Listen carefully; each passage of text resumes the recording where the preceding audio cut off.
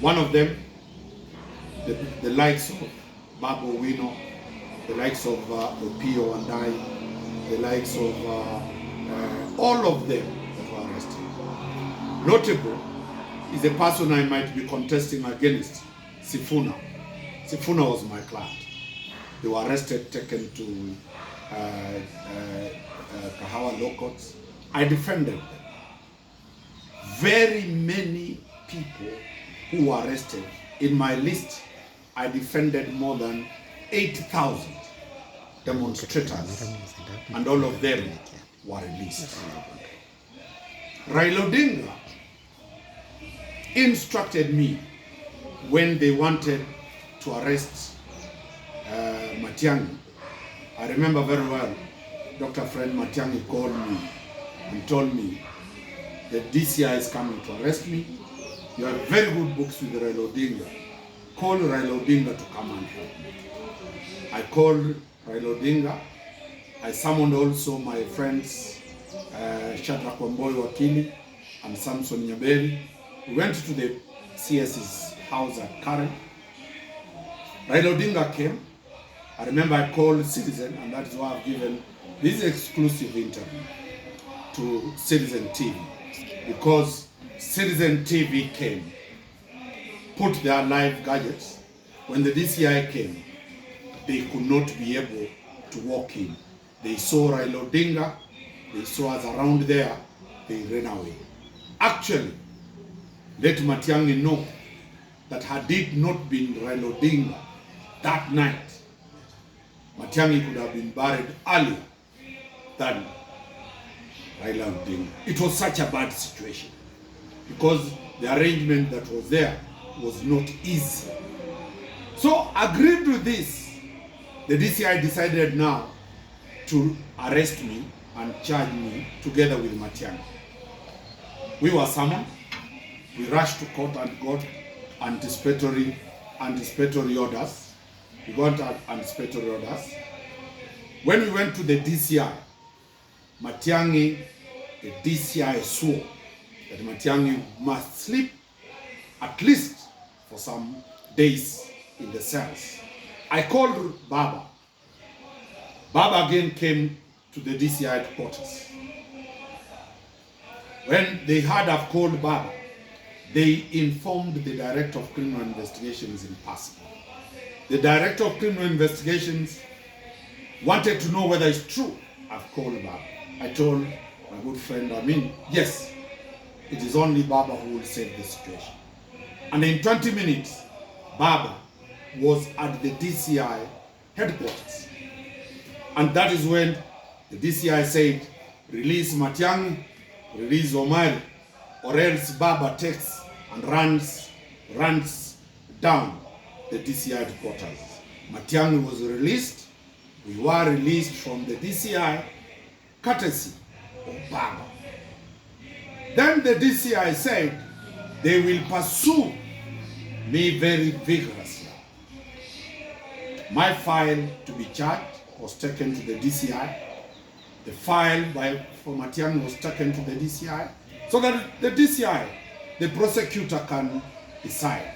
The DPP then, Nurdin Haji, a very sober person, a very competent deputy, that's the Director of Public Prosecution, looked at the file and said, there is no provision in law where you can charge an advocate for doing his work. So the Director of Public Prosecution stopped proceedings against me. The Director of Public Prosecution also stopped the prosecution of Dr. Fred Matiang'i, and the two of us are free to date because of the intervention of Baba and the intervention of the Director of Public Prosecution, Nurdin Haji. The political front had also become very volatile. Remember, we were supposed to come after Matiang'i's arrest to Kisii to hold a political rally. We were prepared.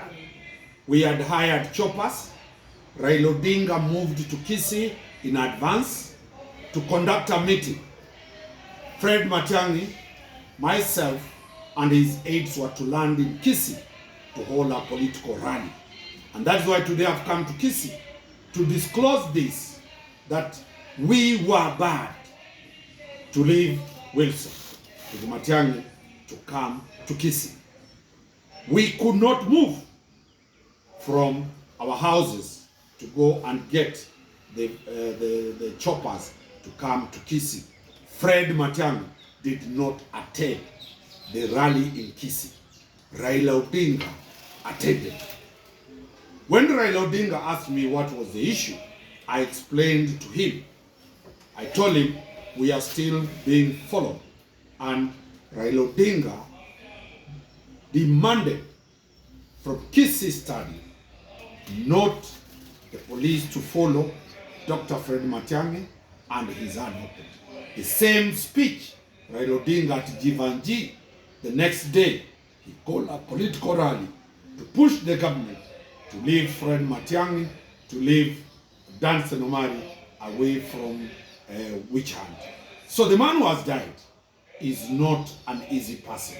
But the question going forward, what next for ODM?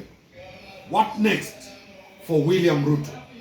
This is the most tremendous and consequential deaths that has ever happened in this country. One, to the head of state. My advice as a political analyst, and that is likely to be, one, the president must look for a way to continue holding the Luo Nyanza together and Baba's orphans. How will he do this? Oburu has been given a temporal leadership position in ODM. To me, that is for funeral. It will have to end after Monday or after Tuesday. The way forward for Baba, to tame the people, Baba must reorganize his cabinet. Once the President of the Republic of Kenya, William Ruto, what is his way forward? One, he must reorganize the cabinet. The cabinet being, he must appoint the only person who can lead ODM, that is Mama Ida Odinga. Not the son, not Oburu. Mama Ida Odinga should be taken to cabinet.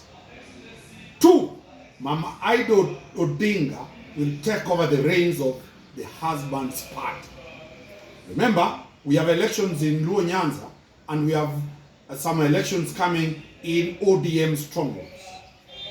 Nobody in ODM fraternity can challenge Ida.